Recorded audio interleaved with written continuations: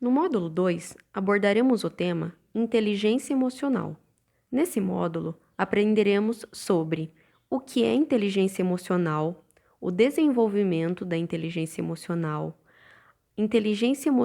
do educador social na atuação profissional, como abordar o tema inteligência emocional com os educandos e a importância do trabalho multiprofissional. Bom, para mim, o que é inteligência emocional, ela tá ligada muito ao seu autoconhecimento. A gente sabe, né, quem já buscou entender um pouco do que é inteligência emocional, sabe que ela está em 5 etapas, né? Que é o autoconhecimento, né, a autoajuda, né, o controle, autocontrole e, né, ainda tem no final que é todo mundo precisa se colocar em prática, que é a empatia. Bem, inteligência emocional, penso que é a ação que a gente de empatia quando uma situação muito grave acontece. Ou não tão grave assim, mas você pensa muito no que está à sua volta, né? No bem-estar do grupo. Então, quando você suaviza a situação, né? Prestando atenção no que você fala, na sua ação, em movimentos e até com uma clareza maior dos atos, de ideias também, para contornar uma situação que pode ser de um estresse alto, enfim.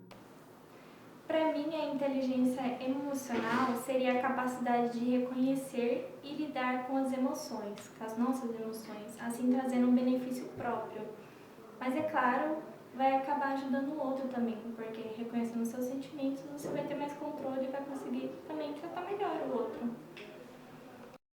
A inteligência emocional pode ser definida como a capacidade do ser humano de lidar com as emoções, sejam elas próprias ou alheias.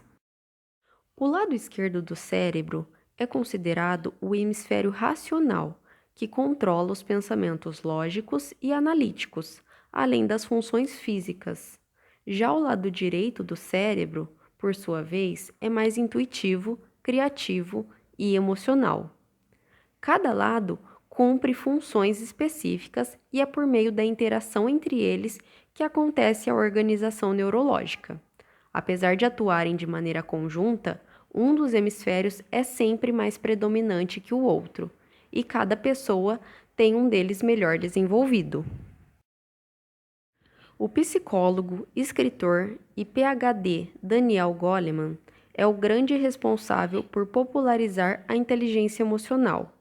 Goleman descreve a inteligência emocional como a capacidade de uma pessoa gerenciar seus sentimentos, de modo que eles sejam expressos de maneira apropriada e eficaz.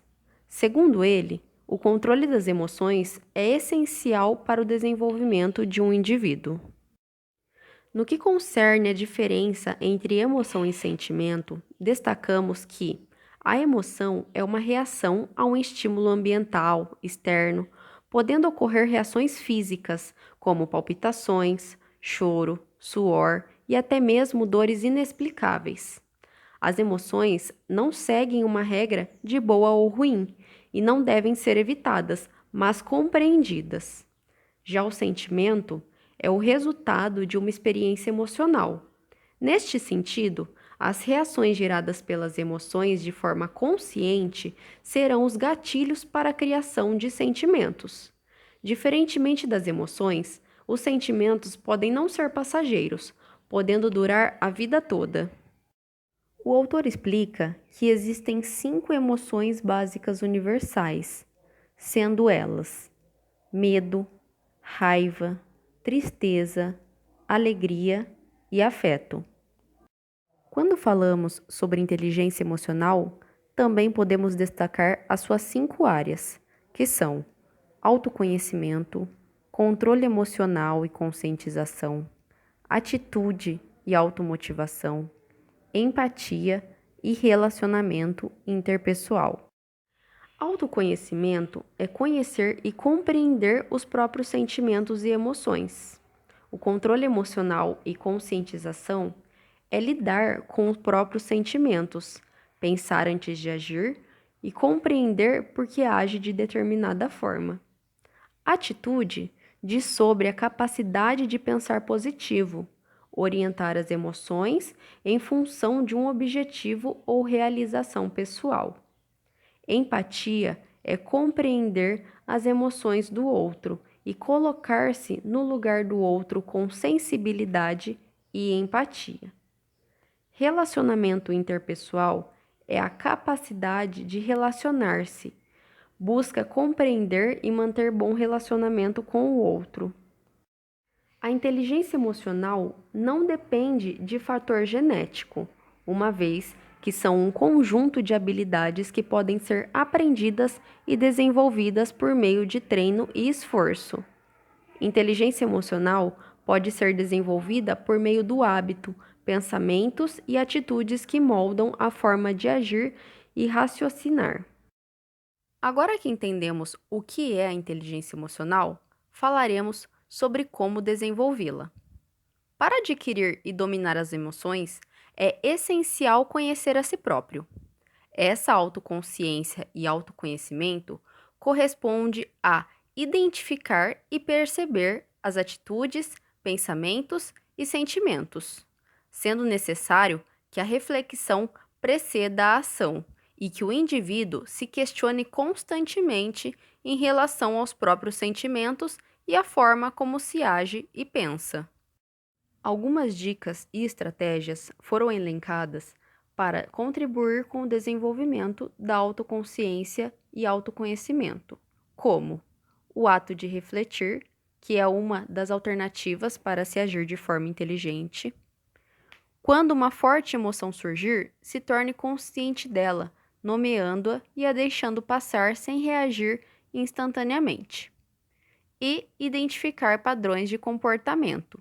Questionar-se do motivo de ter agido de determinada maneira quando presencia mudanças de humor. Praticar atividades que ajudem a se concentrar em si próprio, bem como o hábito de anotar os aprendizados, descobertas e respostas sobre si. A prática diária de meditação também pode auxiliar no gerenciamento das emoções. E se colocar no lugar do outro, desenvolver a curiosidade sobre o desconhecido. Conversar com uma pessoa estranha é uma excelente forma para desenvolver a empatia.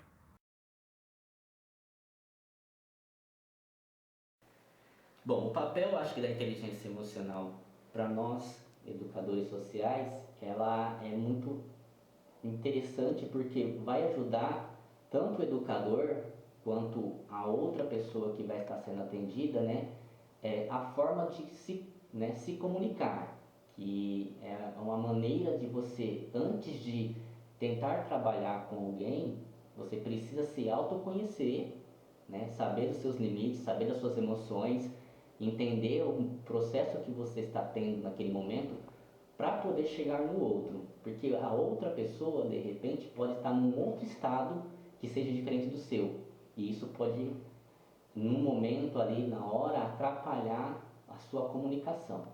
E a importância dessa inteligência, acredito, que é controlar a ansiedade dos educandos. Você mostrar para eles que tudo bem errar, que errar faz parte, isso faz parte da vida errar. E aliás, o entender e fazer com que eles entendam que o erro faz parte, né, que o erro, o entendimento do erro vai melhorar, né, como pessoa, como o próprio trabalho em si. Eu acho que isso é a importância de ter essa inteligência emocional dentro dessa educação social. Inteligência emocional do educador social na atuação profissional. Segundo a Organização Internacional do Trabalho, a profissão do professor-educador é uma das mais estressantes, fato que gera grande demanda emocional. Durante sua atuação, o professor-educador lida com tristezas, angústias, raivas e perturbações, o que afeta diretamente sua saúde e bem-estar, além de carregar a responsabilidade de auxiliar o aluno a alcançar seu potencial. Diante dessas demandas emocionais, ressalta-se a importância da inteligência emocional. A autoconsciência e o autocontrole emocional são competências da inteligência emocional que ajudam a reconhecer os sentimentos e administrá-los diante das situações desafiadoras durante a atuação. As competências socioemocionais têm como foco o desenvolvimento do professor para uma melhor compreensão das emoções de seus alunos, bem como manejo do comportamento e suporte aos alunos em momentos emocionalmente difíceis. A inteligência emocional pode proporcionar uma mudança significativa no ambiente educacional, já que o educador e professor são vistos como uma figura modelo para o aluno e educando, e muitas vezes suas alterações emocionais podem desencadear emoções e comportamentos reativos nos alunos. Algumas estratégias de regulação emocional têm sido utilizadas para promover o bem-estar psicológico e reduzir o estresse de professores e educadores. Dentre essas estratégias estão o autoconhecimento, que é o reconhecimento das próprias emoções, valores e limitações. Autoconsciência social, que é o cuidado e preocupação com o outro, perceber e aceitar emoções e sentimentos diferentes do seu. Tomada de decisão responsável, identificar verdadeiros problemas, analisar e refletir sobre a situação, bem como a habilidade de resolver problemas através de atitudes baseadas no preceito ético, morais e com fins construtivos. A habilidade de relacionamento, que é a formação de parcerias positivas, pautadas pelo compromisso, cooperação, comunicação e flexibilidade na negociação de acordos, saber solicitar e prover ajuda. E o autocontrole, que é a capacidade de autogerenciamento de comportamento e emoções, a fim de atingir uma meta, além de orientar a motivação, disciplina e persistência frente aos desafios. Como abordar o tema inteligência emocional com os educandos? A sala de aula e atividade e os acontecimentos inesperados do dia a dia devem ser oportunidades para potencializar o controle emocional e identificar fatores de melhoria. O ambiente escolar é um importante espaço para a expansão de possibilidades da educação emocional, pois é nesse ambiente que se revela inúmeras emoções, sentimentos e comportamentos. E embora haja sentimentos de raiva, medo, tristeza e frustrações, é importante o incentivo e valorização de sentimentos como amor e alegria. Trabalhar a inteligência emocional dos alunos e educandos é importante, pois além de ensinar os alunos e educandos a gerir as emoções, dispor de equilíbrio emocional, conhecer a si próprio e o outro, saber comunicar-se e resolver conflitos, a educação emocional também proporciona melhores resultados na avaliação escolar, diminuição de problemas comportamentais destrutivos e de violência, e aumenta a capacidade das crianças e adolescentes desenvolverem relações saudáveis ao longo da vida. Um dos princípios básicos para desenvolver a inteligência emocional na sala de aula é o respeito mútuo pelos sentimentos do outro, sendo necessário que o professor, educador, conheça seus próprios sentimentos e sensações e consiga comunicá-los e expressá-los abertamente. Portanto, reconhecer as angústias e medos é um importante passo para começar a desenvolver as emoções. Outra forma de contribuir com o desenvolvimento da inteligência emocional é mostrar aos alunos e educandos que é permitido errar e que os erros promovem crescimento. Não ter medo de descobrir, assumir e desenvolver a própria potencialidade. 7 técnicas de Augusto Cury para trabalhar o desenvolvimento das emoções dos alunos. Primeira, educação participativa, que consiste em estimular os alunos a perguntar e expor suas ideias. Sugere a dinâmica de deixar a sala em forma de U, para que voltem uns aos outros. Segunda, exposição dialogada, onde o professor, educador e os alunos, olho no olho, são estimulados a provocar perguntas e dúvidas, resultando no pensar. Terceira, contador de histórias, utilizando-se de recursos dinâmicos para proporcionar o ensino de forma prazerosa. Quarta, reconstruir o rosto do conhecimento, ou seja, contextualizar o conhecimento de forma que permita proporcionar emoção aos acontecimentos históricos, apresentar aos alunos e educandos as dificuldades e sucessos que permearam os momentos de descoberta. Quinta, elogiar e resgatar a autoestima dos alunos, utilizando como ferramenta as críticas construtivas, o encorajamento e valorização de ideias e a repreensão de comportamentos ofensivos. Sexta, cruzar o mundo dos professores com o dos alunos, que significa compartilhar experiências, bem como abordar temas transversais relacionados às emoções. Sétima, ensinar técnicas do treinamento da emoção e gerenciamento dos pensamentos. Nesse momento, é importante que o foco não seja a transmissão do conteúdo, quantidade, mas a qualidade, promovendo uma educação participativa que valoriza o treinamento das emoções.